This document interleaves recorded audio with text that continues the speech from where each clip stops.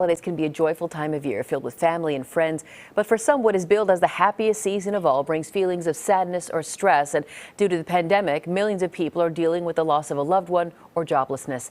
Let's talk about coping through the holidays by welcoming Dr. Kathryn Erickson-Ridout from Kaiser of Santa Rosa. Thanks for being with us, Doctor. Thanks for having me. Pleasure to be here. I'd like to learn first, what are you hearing from the people you help? Is this holiday season more stressful than those in the past?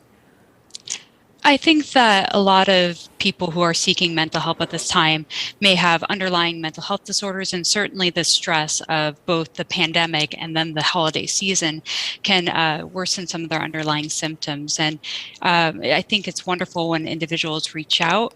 Certainly during the pandemic and the extra stress of that and some of the isolation, we do see individuals needing a little more support during this time. Are you hearing from people who say, this used to never be a problem? All of a sudden, this year in particular, I'm feeling differently. Yeah, absolutely. I think that we all have elements of pandemic burnout, right? This is our second year going into holiday season and having to think about, oh, should we get together with family and friends, and interrupting our normal routine. I think there's a normal sense of grieving that can come with that, right? We all have holiday traditions that we value and have different memories that may be positive or negative around the holidays. And certainly having a large stress like the pandemic can interrupt kind of what we find to be either normal or what we normally would be feeling around this time. So, Doctor, how do we move through those feelings?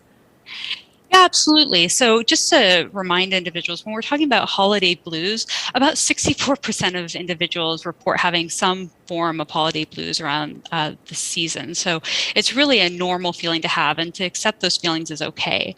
And they're temporary feelings, but there are a lot of things you can do. And they're similar to strategies to help manage stress, build your resilience, right?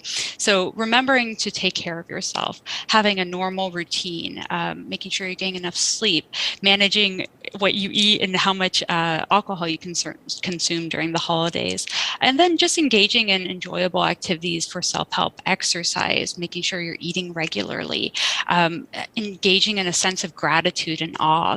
Reaching out to individuals who you find supportive to you in this time. Those are all elements that can be really helpful to manage the stress that can worsen the holiday blues. Yeah, it can also be hard if you're feeling unwell for whatever reason, and then to have sort of Christmas shoved in your face. I had to turn off the car radio because I was like, I don't want to hear it. It is not the happiest time of year for me at this moment. Is it okay to distance yourself a bit?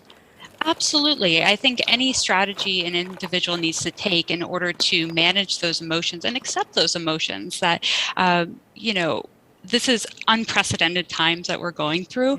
And if you need to just take a break from the holidays, that's okay. All right. What's your best advice for people who do find themselves kind of wondering, is this how it's going to be forever, or is this just a right now thing when it comes to these dark emotions?